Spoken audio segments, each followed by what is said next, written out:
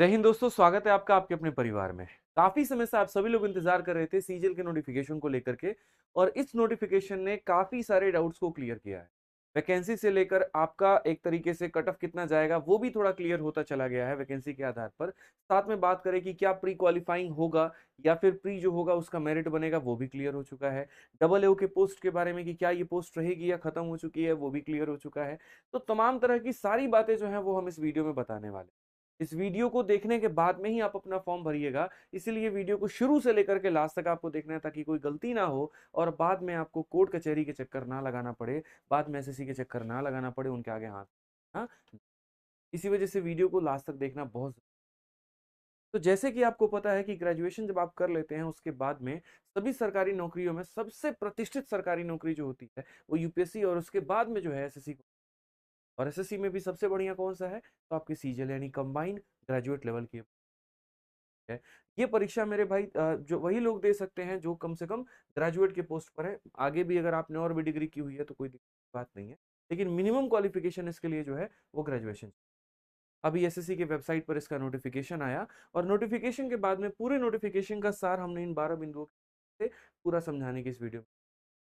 इसमें वैकेंसी कितनी आई है, कौन कौन से महत्वपूर्ण डेट हैं, एप्लीकेशन का फीस कितना है, क्वालिफिकेशन कितनी है, क्या पढ़ना होगा, मतलब इस फॉर्म को भरने के लिए जो है आपकी क्या एसेंशियल क्वालिफिकेशन चाहिए, कहाँ से आप पढ़े होंगे तो आपको मान्यता मिलेगी, कहाँ की मान्यता नहीं होगी। कई ऐसी डिग्रियां भी हैं, ग्रेजुएशन की डिग्री है तो सही लेकिन उसको मान्यता दी नहीं। तो ये सारी बातें हम आपको इस वीडियो में बताएं। एज की लिमिट यहाँ पर क्या होगी? काफ़ी सारे लोगों का संशय रहता है, क्या हम 18 साल के हैं तो फॉर्म भर सकते, या हम 30 साल से ऊपर के हैं तो फॉर्म भर सकते? वो भी बातें हम इस वीडियो। फोटोग्राफी की वजह से हर साल काफी सारे बच्चे जो वो रिजेक्ट कर दिए जाते हैं। उस फोटोग्राफी में कौन सी वो गलती करते हैं जिस वजह से उनका रिजेक्शन, वो गलती आप ना करें, ये भी हम आपको। साथ में रिजर्वेशन किसको मिला और कितने साल का मिला, ये भी पूरी चर्चा की जाएगी। की में एग्जामिनेशन का क्या है, पैटर्न क्या है, सिलेबस क्या है और किस तरीके को क्या क्या पढ़ना है, किस सब्जेक्ट पर फोकस करना है, ये सारी बातें आपको इस वीडियो।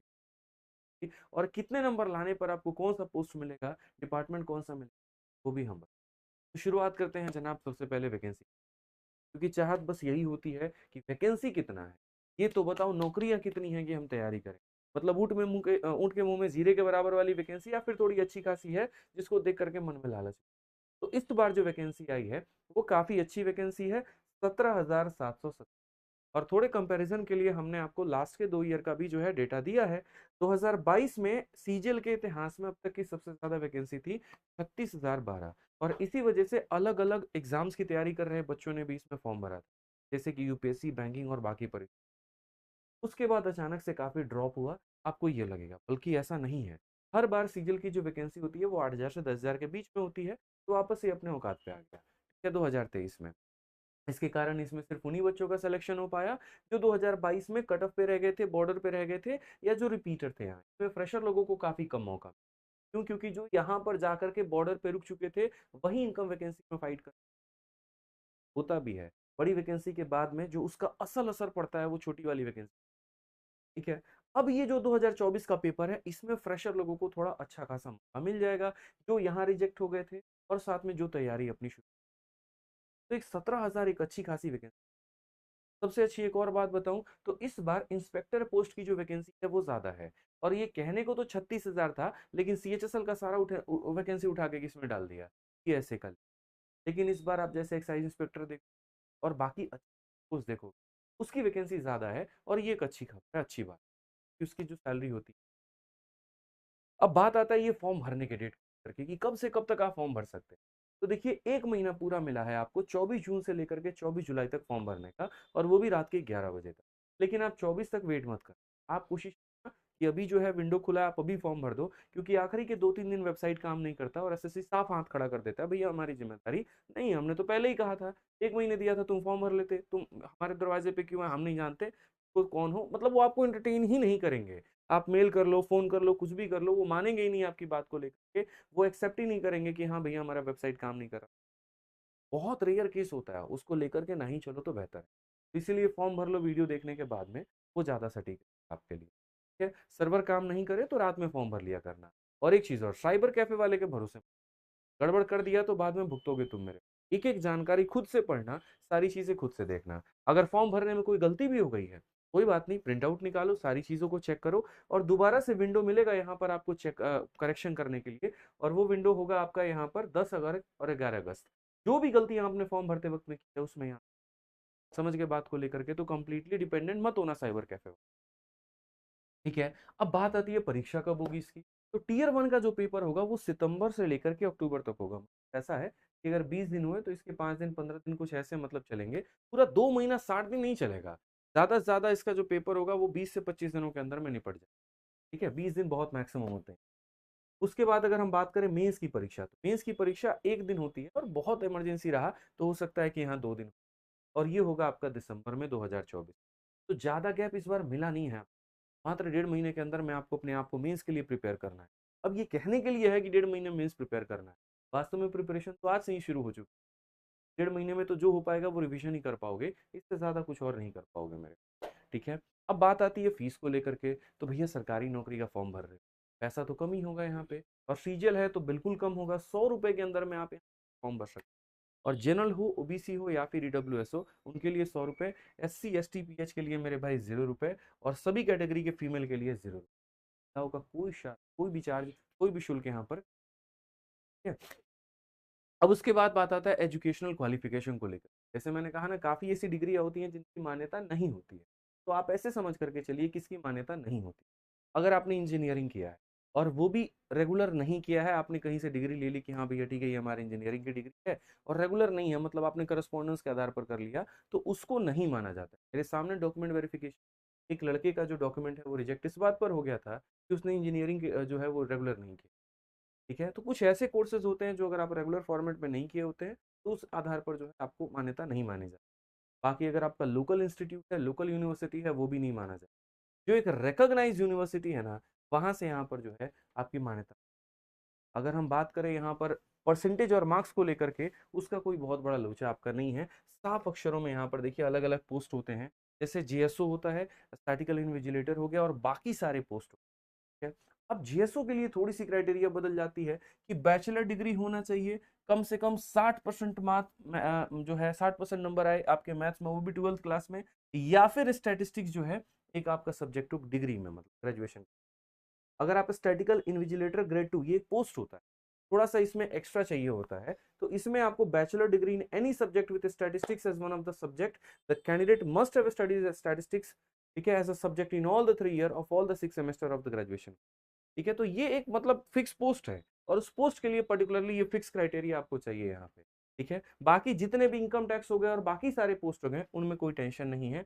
बस भैया तुम बैचलर हो, नंबर वंबर की टेंशन, ठीक है, 60% लाना है, 70% लाना है, बस ग्रेजुएट रहो, इतना का है ना। तो यहाँ पर ये ध्यान रखो। अच्छा, सबसे बड़ी बात इसमें इंपॉर्टेंट क्या है, इसमें इंपॉर्टेंट ये है कि सवाल ये होता है, सर अभी हम 3rd ईयर में हैं तो फॉर्म भर सकते हैं।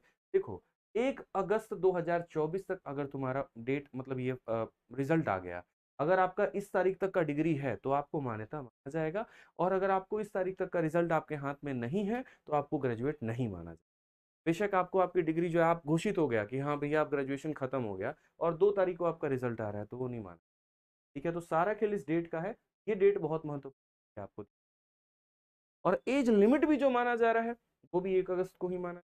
आप 1 अगस्त 2024 को 18 साल से 27 साल के बीच में अगर आ रहे हैं तो बढ़िया है, आप फॉर्म भर सकते हैं। और अगर इसके बीच में नहीं आ रहा है तो कुछ पोस्टों में भर पाएंगे, कुछ में नहीं भर पाएंगे। उसकी भी जानकारी हमने यहाँ कि कब से कब तक का जन्म होना जरूरी है। तो ये आप देख सकते हैं, इसमें आप अपना जांच पड़ताल कर सकते हैं कि आप एलिजिबल। लेकिन काफी ऐसे कैटेगरी हैं भारत में जो कि आप देख सकते हैं, SC है, ST है, और भी लोग हैं, उनको इससे थोड़ा और ज्यादा रिलैक्सेशन। एक जैसे जनरल का कैंडिडेट है तो वो 18 से 27 साल तक ही फॉर्म भर पाएगा। लेकिन अगर आप SC और ST हैं तो 5 साल का आपको रिलैक्सेशन। OBC आते हैं तो 3 साल का रिलैक्सेशन अलग। एक्स सर्विसमैन है तो उनको 3 साल का रिलैक्सेशन अलग से मिलता है। अब बोलोगे एक्स सर्विसमैन कौन लोग हैं? काफी ऐसे लोग जैसे एयरफोर्स में हो गए, आर्मी में हो गए, तो ये क्या होता है, इनकी सर्विस काफी कम सालों की होती है और बहुत जल्दी ये रिटायर हो जाते हैं। उसके बाद में ऑप्शन इनके पास में क्या है? तो उसके बाद में सरकार ऑप्शन देती है कि अगर आप तैयारी कर सकते हैं तो आप करिए, हम आपको अलग से रिलैक्सेशन देते हैं, और आप फॉर्म भरिए और आप अपनी कई बार काफी हमारे बच्चे एक्स सर्विसमैन कैटेगरी से भी सेलेक्ट हुए और यहाँ मिलने भी। ठीक है, ये बहुत बढ़िया रहता है। अब फोटो की बात आती है, देखो हर बार क्या होता था कि आपको फोटो खींच करके अपलोड करना होता था, इतने केबी से इतने केबी चाहिए होते थे। अब इसमें झंझट बहुत होता था। काफी ऐसे लोग होते थे, ब्लैंक फोटो खींचा ले जा करके अपलोड कर दिया फर्जी फॉर्म भरने के चक्कर में, तो डुप्लीकेसी की बहुत ज्यादा संभावना हो जाती थी। इसको थोड़ा कम किया गया। बच्चों से गलतियां हो जाती थी, उसको भी कम किया गया। तो अब इन्होंने लाइव फोटोग्राफी का ऑप्शन दे दिया कि ऐसे समझ लीजिए आप वेबकैम के सामने खड़े हैं, जैसे आधार कार्ड आप बनवाने जाते हैं, एकदम कैमरे के सामने खड़े होते हैं, आंखें खुली होती है, कान दिखता है, और तब जाकर के फोटो खींचता है। सेम सिस्टम यहाँ भी लगा रखा है। आपको अपना वेबकैम के माध्यम से जो है यहाँ पर पूरा का पूरा फोटो खींचना है। लेकिन फोटो खींचते वक्त में थोड़ा सा ध्यान रखना है। पॉइंट नंबर 1, टोपी या कैप लगा करके फोटो मत लेना। ज्यादा यहाँ हीरो बनने की जरूरत नहीं है। पॉइंट नंबर 2, फोटो लेते हुए किसी भी प्रकार का चश्मा या स्पेक्टिकल्स ना लगे। एक हमारे भाई साहब बोले, सर चश्मा के बिना तो हमको दिख भी नहीं करता, कैमरा कहाँ से दिखे। अब दिखे ना दिखे वो तुम्हारी प्रॉब्लम है, किसी को बिठा लो इत मान लो, लेकिन चश्मा लगा करके फोटो मत लेना। तो बता रहा हूँ, चाहे 20 साल से चश्मा पहन रहे हो, 10 साल से पहन रहे हो या नहीं पहन रहे हो, ठीक है। दोनों कान बढ़िया से एकदम ऐसे दिखना चाहिए, 3 इडियट वाला कान। ऐसे स्टाइल नहीं देना, एकदम आंख इधर उधर, मुंह ऐसे नहीं करना। फॉर्म भर रहे हो सरकारी नौकरी, ठीक है ना, रिश्ते के लिए फोटो नहीं भेज रहे हो। फोटो पर्याप्त रोशनी लाइट में ही है। अब ऐसा भी मत कर देना कि कम लाइट मिलेंगे और उसके बाद में फिल्टर लगा करके इंटेंसिटी बढ़ा करके, ऐसा होगा ही नहीं। क्यों? राइट, यहाँ पर क्योंकि आपकी लाइफ हो, ठीक है। और बाकी जो है ध्यान रखना कि फोटो ब्लर नहीं आ रहा है, हिला हुआ नहीं है। काफी लोग ऐसे होते हैं, फोटो ले लिया और इधर साइड मुड़ गए, तो पूरा मोशन खराब हो जाता है। बाद में यही कारण देकर के एसएससी रिजेक्ट मारती है, बोलती है तुमको समझाए थे ना, फिर गलती क्या है कि अब हम नहीं, इसके चक्कर तो ये दिक्कत आती है। इस तरह के डिजाइन में फोटो ना, बिना टोपी के चश्मा पहन कर करने की आवश्यकता। सिंपल इज्जत से बढ़िया तरीके से नीट एंड क्लीन बैकग्राउंड में हो। कोशिश करना कि तुम्हारा बैकग्राउंड थोड़ा सफेद हो और कपड़े थोड़े डार्क हो, उसमें फोटो बढ़िया आए। लाइट बैकग्राउंड डार्क कपड़े, या फिर लाइट कपड़ा और डार्क बैकग्राउंड, ऐसे कॉम्बिनेशन, ठीक है। अब उसके बाद रिजर्वेशन को लेकर के भी काफी मुद्दा उठता है कि सर हमने जो है, मतलब ओबीसी में आते हैं तो हमारा कैसे सर्टिफिकेट माना जाएगा। जैसे बच्चा आता है मेरे पास, सर मैं राजस्थान के अलवर से हूँ, मैं राजस्थान सरकार द्वारा मेरा जो है रिजर्वेशन माना जाता है, क्या ये स्टेट में जो स्टेट का रिजर्वेशन है उसको सेंटर में भी माना जाएगा। सर मैं दिल्ली में हूँ और दिल्ली के जातियों में मेरा रिजर्वेशन आता है, क्या ये सेंटर में माना जाएगा। तो भाई देखो, इसके लिए सारी बातें दी गई हैं, क्योंकि अलग अलग क्षेत्र में अलग अलग चीजें होती हैं। यार कहीं पर तहसीलदार के सिग्नेचर चाहिए, कहीं पर सर्कल ऑफिसर का चाहिए। अब बिहार में ही अलग सिस्टम है, आपको यूपी में चले जाओ सिस्टम अलग है। इसमें झंझट बहुत। इसको आसान भाषा में हमने सिर्फ इतना बता रखा है कि जाति प्रमाण पत्र यानी ओबीसी और एससी एसटी जो है, और आय प्रमाण पत्र, हालांकि उसकी बहुत ज्यादा जरूरत नहीं है। आय प्रमाण पत्र बाकी लोगों की जरूरत नहीं पड़ती है, डब्ल्यूएस वालों के लिए। क्यों? क्योंकि इनको आरक्षण जो है वो आय के आधार पर ही मिला है, कि जिनके इनकम जो है वो काफी कम है, तो उनको ये वाला रिजर्वेशन दे दो, ईडब्ल्यूएस, इकोनॉमिकली वीकर सेक्शन आप ये बोल सकते हैं, ठीक है। तो एसएससी द्वारा प्रिस्क्राइब फॉर्मेट में ही होना चाहिए, जो फॉर्मेट एसएससी देती है उसी फॉर्मेट में भी यहाँ पर होना। यदि आप ओबीसी एससी एसटी कैटेगरी में हैं, तो आपका सर्टिफिकेट ऑनलाइन एप्लीकेशन की क्लोजिंग डेट इतना के पहले, परंतु 3 वर्ष से अधिक पुराना नहीं होना चाहिए। ये बहुत इंपॉर्टेंट पॉइंट हो जाता है। क्या होता है, काफी सारे लोग जैसे फॉर्म आता है वैसे एकदम सर्टिफिकेट बनवाना शुरू कर, बनवा लो, उसमें कोई दिक्कत नहीं। लेकिन अगर बाबा आदम के जमाने का सर्टिफिकेट रखे हो जो 10 साल पहले बनवाए थे, उसको मत अपलोड कर देना जा करके, उसकी कोई मान्यता नहीं। सरकारें बदलती हैं, नीतियां बदलती हैं, कई सारे लोगों की मान्यता ले ली जाती है, कई सारे लोगों को दे दिया जाता है। बंगाल में ही देखो काफी केस हुआ, वहां से काफी लोगों का रिजर्वेशन छीन लिया। इसी वजह से ये बहुत जरूरी पॉइंट हो जाता है, 3 साल से पुराना ना हो, और उसके बाद में जो है जिस प्रिस्क्राइब फॉर्मेट में एसएससी बोलती है उसी में हो, तो जाकर के आपको फायदा हो। ईडब्ल्यूएस में बहुत धांधली चलती है, इससे थोड़ा बच के रहना। यदि आप ईडब्ल्यूएस कैटेगरी में हो तो आपका सर्टिफिकेट इसी वित्तीय वर्ष का यानी 24/7/2024 के पहले का बना हुआ, डेट भी उन्होंने दे रखा है 24 जुलाई, मतलब मैंने कहा ना, जो फॉर्म भरने का भी डेट होता है ना, उस दौरान भी बनवा लोगे तो चलेगा। काफी लोग बोलते हैं सर अभी फॉर्म आया हम बनवा ले तो चलेगा, बिल्कुल चलेगा, दौड़ेगा भागेगा, बनवा लो, लेकिन इसके बाद का ना हो, ध्यान रखो। समझ गए? क्वालिफिकेशन सारा कुछ क्लियर हो गया। अब आते हैं मुद्दे की बात, पढ़ाई पे कि कौन सा सब्जेक्ट पढ़ना, पेपर कितना देना पड़ेगा। अल्टीमेट बॉस देखिए 3 स्टेप होते हैं। टीयर 1 होता है, क्वालिफाई करते हैं तो टीयर 2 में जाते हैं, उसको यहाँ पर बढ़िया तरीके से नंबर लाते हैं तो आप उसके बाद में टीयर 3 में, इसके आधार पर मेरिट बनता है वो भी बताएंगे। सबसे पहले आप पेपर नंबर 1 देते हैं। पेपर नंबर 1 में यहाँ पर जो है 100 सवाल आपके पूछे, जिसमें 25 सवाल जो होते हैं आपके 4 अलग अलग सब्जेक्ट के। मैथ के 25 सवाल, इंग्लिश के 25 सवाल, रीजनिंग के 25 सवाल, जीएस के 25 सवाल। हर एक सवाल 2 नंबर का होता है, तो 200 नंबर का आपका ये 1 घंटे मिलते हैं और वो भी ऑनलाइन मोड।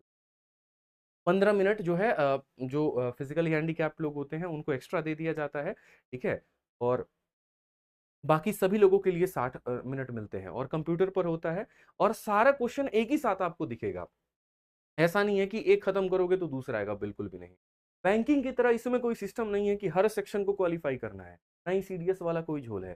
सिंपल है, 200 नंबर का आपका पेपर होगा, कट ऑफ इसके आधार पर बनती है, सिर्फ कट ऑफ के बराबर नंबर लाना होता है। 200 में जिसके 190 आए हैं और 140 आए हैं, कोई फर्क नहीं पड़ता, दोनों के दोनों क्वालिफाई माने जाएंगे अगर कट ऑफ 140। तो ये सिर्फ क्वालिफाइंग इन नेचर में। इसके बाद आता है जिसके मेन आधार पर मेरिट बनती है और वो होता है मेंस। मेंस में आपके फिर से वही चारों सब्जेक्ट आ गए, आपका मैथ हो गया, इंग्लिश हो गया, रीजनिंग हो गया, जीएस हो गया और साथ में कंप्यूटर भी हो गया। अब यहाँ पर देखोगे तो इसमें 130 नंबर का क्वेश्चन, 130 सवाल हो गए, 3-3 नंबर का सवाल हो गया आपका, 390 नंबर। ये 2 घंटे का पूरा मेंस हो, ठीक है? और इसी के आधार पर मेरे भाई मेरिट, ठीक है? अब चूंकि आगे चल के डिपार्टमेंट में काम करना है, सारा काम कंप्यूटर पर ही होगा, तो भैया कंप्यूटर का कुछ तो नॉलेज होना मांगता है। तो इसीलिए कंप्यूटर में यहाँ पर जो है 20 सवाल आपके पूछ, वही 3-3 नंबर का सवाल 60 नंबर का हो गया, 15 मिनट में सारे निपटाने हैं और ये तो 10 मिनट में खत्म करके बैठ जाओगे, इतना है नहीं। और ये क्वालिफाइंग का नंबर नंबर का कोई झोल नहीं रहता। सिर्फ जब से पहली बार सबसे ज्यादा कंप्यूटर को इंट्रोड्यूस किया गया था तो काफी लोगों की छटनी सिर्फ इसी के ऊपर में हुई थी। क्यों? क्योंकि पढ़ाने वाले कोई टीचर ही नहीं थे, नोट्स ही नहीं था उस समय, तो काफी सारे लोग रिजेक्ट हो गए थे। लेकिन अब कंप्यूटर का मार्केट में अच्छा खासा नोट्स अवेलेबल है, आप पढ़ करके अपना सिलेक्शन ले सकते हैं, ठीक है? अब टाइपिंग का काम करना है, कल के दिन आपको यहाँ पर जो है लेटर लिखना भी है, लेटर पढ़ना भी है, सारी चीजें करनी है, तो यहाँ पर भैया आपका स्पीड अच्छा होना, ठीक है? तो सीएचएसएल में ज्यादा स्पीड मांगा जाता है, 35 वर्ड पर मिनट, लेकिन यहाँ पर जो है 27 वर्ड पर मिनट में काम हो जाता है। और वो भी कुछ पोस्ट में जो है टाइपिंग चाहिए, कुछ में नहीं चाहिए, वो भी हम बता देंगे आपको क्या होगा और किस में। 15 मिनट का टाइपिंग रहता है, वो भी सिर्फ क्वालिफाइंग होता है, ठीक है? अब यहाँ पर आ जाओ, प्री वाले जो बात मैंने कहा था ना, देख लो यही वो 4 सब्जेक्ट हैं, 25-25 सवाल है, 50-50 नंबर के, 200 नंबर का पेपर हो गया, 1 घंटे में काम खत्म। नेगेटिव मार्किंग के 0.5 कटते हैं, ठीक है? यहाँ पर सर आपका 200 नंबर में देख लीजिए कट ऑफ आता है, वो मैं आपको थोड़ा कट ऑफ दिखा देता हूँ टीयर वन का, ठीक है? एक बार थोड़ा सा आइडिया आपको लग जाएगा, क्योंकि टीयर वन में देखिए जनरली जो होता है ना, वैकेंसी जब ज्यादा आती है हम, तो उस समय क्या हो जाता है, कट ऑफ जो होती है वो थोड़ी कम हो जाती है, और वैकेंसी कम रहती है तो कट ऑफ हमारी ज्यादा हो जाती है। तो टीयर वन में अगर हम यहाँ पर बात करें,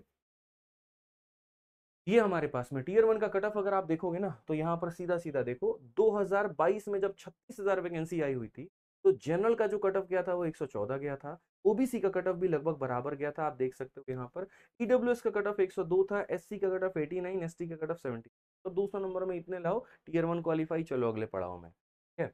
उसके बाद 2023 में वैकेंसी, मतलब एक चौथाई के करीब में हो गया आपका। अब एक चौथाई के करीब में हो गया तो कट ऑफ पर प्रभाव कितना पड़ा आप सामने सामने देख सकते हैं। जहां 114 नंबर वाला बच्चा क्वालिफाई हो गया था, अब उसको क्वालिफाई करने के लिए उसी तरीके से ये ओबीसी का कट ऑफ हो गया, ये आपका ईडब्ल्यू हो गया, और एससी एसटी का ये बाकी लोगों। अच्छा, कट ऑफ के आधार मतलब जो वैकेंसी होती है उसके आधार पर कैंडिडेट बुलाए जाते हैं। यहाँ देखोगे तो 36,000 वैकेंसी थी, तो इसीलिए 3,60,000 कैंडिडेट को बुलाया गया था और इतने लोगों का सिलेक्शन लिया गया था। यहाँ वैकेंसी कम थी, तो क्योंकि कम लोगों को सेलेक्ट करेंगे, फिर उसको, फिर उसका मेंस करवाएंगे, फिर उसमें से और कम सेलेक्ट करेंगे, और धीरे धीरे छटनी होते होते लास्ट में क्रीम क्राउड बच जाता है, आगे भेजा। तो ये जो है थोड़ा सा आपको ध्यान रखिए। अब टीयर वन होने के बाद में जो नेक्स्ट होता है मेरे भाई, सबसे खतरनाक, वो है आपका टीयर टू पर आपकी मेरिट में, वो तो सिर्फ क्वालिफाइंग। इसमें यहाँ पर क्या होता है कि 2 सेशन आपको बनते हैं, सेशन वन, सेशन टू। पहले सेशन में 2 सेक्शन हो जाता है और हर सेक्शन में 2 मॉड्यूल हो जाता है।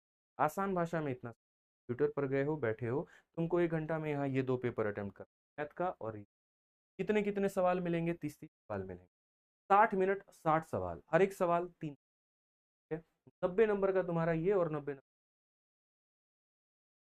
नंबर हो गए। जैसे आपका 60 मिनट का टाइमर खत्म हुआ, तुरंत मेरे भाई यहाँ पर ये वाला सेशन स्टार्ट हो जाएगा।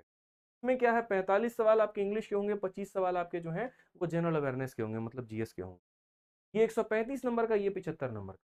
फिर टाइमर खत्म हुआ, और जैसे फिर टाइमर खत्म हुआ, फिर कंप्यूटर का आ जाएगा यहाँ पे 20 सवाल, हर एक सवाल आपका 3 नंबर का, तो 60 नंबर का हो गया क्वालिफाइंग।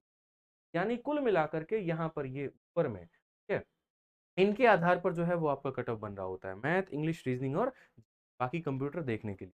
फिर थोड़ा यहाँ ब्रेक मिल जाता है और तब आपका डाटा एंट्री स्पीड जाती है। एक पैराग्राफ मिलता है, उसको टाइप करना होता है कंप्यूटर में और उसके लिए 15 मिनट मिलते हैं, बस क्वालिफाई करना है। आपकी स्पीड 27 की है, 28 की है, 29 की है, कोई फर्क नहीं पड़ता, मिनिमम चाहिए। उसको अगर आपने पूरा कर दिया तो आपका काम खत्म है। यहाँ पर नेगेटिव मार्किंग थोड़ी बढ़ जाती है, वहां नेगेटिव मार्किंग 0.5 की थी, यहाँ पर जो है 1 मार्क्स की है, मतलब 1/3। सही आए तो 3 नंबर, गलत कर दिया तो 4 जाएंगे, 3 आए भी और 1 गलत भी। ठीक है, तो ये थोड़ा सा ध्यान में लेकर के चलना। ओवरऑल अगर हम सब्जेक्ट की बात करते हैं तो देखो यार, सभी सब्जेक्ट के अपने अपने सिलेबस हैं, लेकिन मैं अगर बात करूं मैथ्स को लेकर के, तो मैथ्स में आपका ये पूरा सिलेबस, और ये पूरा का पूरा सिलेबस बहुत ही बेहतरीन तरीके से मेरे भाई मैंने अपने बैच, क्योंकि अभी आप जान सकते हो कि समय आपके पास में काफी कम, 6 महीने के अंदर में प्री और मेंस दोनों परीक्षा होनी है। अब 6 महीने के अंदर में अगर आप कोई लाइव बैच में रहो, कहीं पर भी अगर आप तैयारी शुरू करो, तो वहां पर बंटाधार हो जाए। अभी ऐसे आवश्यकता है मेरे भाई कि आप एक एक दिन में 2-2 वीडियो, 3-3 वीडियो देख करके अपने सिलेबस को कंप्लीट करो।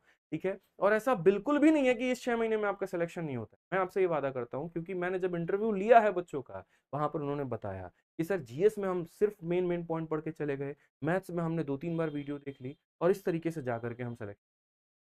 बाकी जो पंडित लोग बैठे होते हैं ना, 2-4 साल वाले जो तैयारी कर रहे होते हैं, वो आपको थोड़ा डिमोटिवेट कर सकते हैं इस बात पे कि भाई हम 2 साल में नहीं हुआ, तुम्हारा 6 महीने में क्या होगा। ऐसा बिल्कुल भी नहीं है। सही तरीके से, सही गाइडेंस में, सही लगन के साथ, डेडिकेशन के साथ अगर आप तैयारी करोगे, 6 महीने में हो जाएगा। तो जीता जाता एग्जाम्पल, अभी रिसेंट में एक इंटरव्यू लिया था मैंने कृष्णा साहू का, जो लड़का आसाम से आया था। उसने ये कहा था, सर 6 महीने के लिए मुखर्जी नगर में आके लाइब्रेरी लिया था मैंने, और 6 महीने में मैंने तैयारी की, और आज जो है सर मैं यहाँ पर एक्साइज इंस्पेक्टर के पोस्ट पे सेलेक्टेड हूँ। आप उसकी पूरी इंटरव्यू देखोगे, आपको पूरा पता चलेगा। और वही उसका दोस्त 2 साल से तैयारी कर रहा था उसका। तो समय निर्धारित कभी नहीं करता, आपकी मेहनत निर्धारित करता है। और इस मेहनत को थोड़ा आगे और आपका बढ़ा सकता है ये रिकॉर्डेड। अगर आप मैथ्स में परेशान हैं, नंबर कम आ रहे हैं, आप हमारा मैथ्स का रिकॉर्डेड बैच लीजिए। इसी तरीके से रीजनिंग में विक्रमजीत सर का रिकॉर्डेड बैच है, इंग्लिश में प्रशांत सर का रिकॉर्डेड बैच है, जीएस में हमारी पूरी टीम का रिकॉर्डेड बैच है, और सारा हमारे अपने एप्लीकेशन आरजी विक्रमजीत है। इस एप्लीकेशन पर जाकर के रिकॉर्डेड बैच लो। सारा पूरा सिलेबस मैंने पढ़ा दिया है, सारे चैप्टर की पीडीएफ, सारे चैप्टर की नोट, सारे चैप्टर के टेस्ट यहाँ पर हैं। पढ़ना है, टेस्ट भी यहीं पर लगाना है, 4 अलग अलग प्लेटफॉर्म पे नहीं घूमना, समय वेस्ट नहीं करना है, टाइम एक भी नहीं गंवाना है। सब कुछ यहीं पर लोडेड मिलेगा, यहीं से पढ़ाई करो, भटकाओ अभी बिल्कुल भी नहीं। और फीस बहुत ही कम, मात्र यहाँ पर 699 रुपए इसकी फीस है, और वैलिडिटी लाइफ टाइम है। अभी भी रहेगा, अगले अटेम्प्ट में भी ये बैच आपके पास रहेगा, उसके अगले अटेम्प्ट में भी रहेगा। और अगर अपडेट करने की आवश्यकता पड़ी तो फ्री अपडेट होता रहेगा, उसके लिए टेंशन। तो एप्लीकेशन है कि हारजी विक्रमजीत एप्लीकेशन मानो और यहीं से तैयारी शुरू। और किसी चक्कर में मत पड़ो, क्या पता ज्यादा दिमाग लगाने के चक्कर में तुम्हारे 1-2 महीने और निकल जाएं, और ज्यादा प्रेशर में हो जाओ, उसके बाद बोलो अरे यार इस साल छोड़ दो, अब अगले साल कर। मत करो, अभी से तैयारी शुरू करो अपनी, आराम से रिकॉर्डेड बैच ले। और इसके साथ में भाई देखो, प्रैक्टिस के लिए तो पूरी की पूरी शीट मैंने यहाँ पर दे दी ना, सब कुछ मैंने यहाँ दे दिया ना, सारा प्रैक्टिस इसी के अंदर से मिल जाएगा, मेरी शीट से मिल जाएगा। ठीक है, अब उसके बाद में सारे कंसेप्ट के रिवीजन करने हैं, तो उसके लिए हमारी ये फॉर्मूला बुक जरूर मंगा लेना। ये फॉर्मूला बुक मेरे भाई यहाँ पर बहुत जरूरी है। ठीक है, इस फॉर्मूला बुक के अंदर में सारे कंसेप्ट मैंने दे रखे हैं, मैथ्स के जितने फॉर्मूले हैं सब कुछ मैंने बता रखा है। अब आप बोलोगे सर बुक के बारे में बता रहे भाई, इसीलिए क्योंकि आज तक कोई ऐसा टॉपर नहीं रहा, कोई ऐसा इंटरव्यू मैंने नहीं लिया जिसने फॉर्मूला बुक के बारे में नहीं बताया। हर स्टूडेंट ने बताया है। क्यों? खुद से नोट्स बनाता ना तो उसके यहाँ पर 1 साल बर्बाद हो जाता। मैंने यहाँ पर बने बनाए सारी चीजें आप लोगों के लिए दे दी हैं। ठीक है, मैथ्स में जितने फॉर्मूले आते हैं, जितने कंसेप्ट आते हैं, एसएससी किस किस पर ज्यादा क्वेश्चन पूछती है, कौन सा वाला ज्यादा इंपॉर्टेंट है, हर एक बात इस किताब में बता रखा है। पूरी किताब कलरफुल है, 180 रुपए से 190 रुपए के अंदर में मिल जाएगी। ये रही मेरी भाई ये किताब, और पूरा बढ़िया तरीके से आप इसे अमेजन, फ्लिपकार्ट या कहीं से मंगा सकते हो, और इसको रिवीजन करोगे। एक चैप्टर अपना वैथ से देखा और उस चैप्टर को यहां से पढ़ लिया, बस इतना ध्यान रखना में। इसके बाद हम बात करें तो स्किल टेस्ट होता है आपका। जैसे मैंने कहा ना, मेंस में आपका जो है मेरिट बन गया।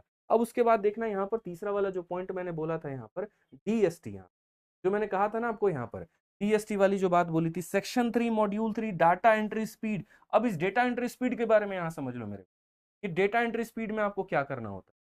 तो डेटा एंट्री स्पीड जो होता है ना, यहाँ पे वो सिंपल सा बोलता है कि भैया 15 मिनट में आपको यहाँ पर टाइपिंग करना होगा, and the data entry speed test skill test will be conducted for a passage of 2000 key depression for a duration of 15। ठीक है, लगभग इतने आपको टाइप करना होता है लेटर्स, और कितने मिनट के अंदर में, तो 15 मिनट के अंदर। और ये जो है DST will be mandatory for all the post, however it will be qualifying in it. जितने पोस्ट हैं सभी के लिए मैंडेटरी है, इस बात को ध्यान रखिए। और सिर्फ ये क्वालिफाइंग होता है, इसकी कोई मेरिट नहीं बनती। बाकी कट ऑफ के बारे में मैंने बता ही दिया यहाँ पर।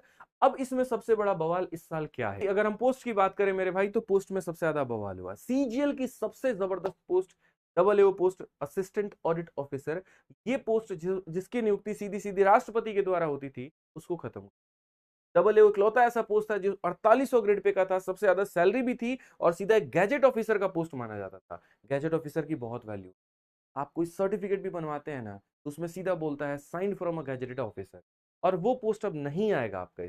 इस बार की वैकेंसी में कोई चर्चा उसकी नहीं है, यानी इसका जो है इस बार नियुक्ति एसएससी सीजीएल के माध्यम से नहीं होने है।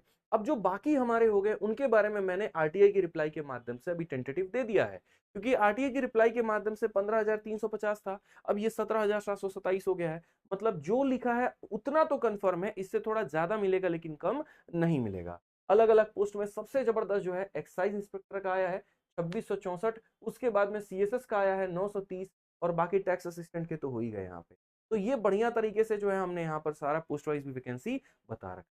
अब उसके बाद में हम आपको बात, तो जैसे काफी सारे बच्चों का ये कमेंट हो कि सर देखो बढ़िया बढ़िया पोस्ट, भारत में सरकार में जाएंगे, विदेश मंत्रालय में जाएंगे, इनकम टैक्स इंस्पेक्टर बनेंगे, प्रिवेंटिव बनेंगे, कस्टम जो है उसमें हमारी नियुक्ति, लेकिन इसकी तैयारी करे तो कहाँ से।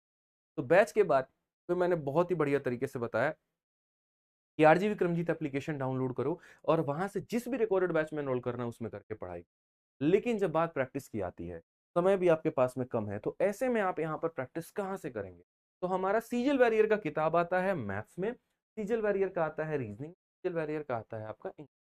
सीजीएल वैरियर किताब को ही लगाइए, समय कम है, सेलेक्टिव क्वेश्चन लगाना है, सेलेक्टिव मेथड से लगाना है, और यहाँ पर इसको मंगा करके लगभग 180 से 200 के बीच में किताब मिलेगी।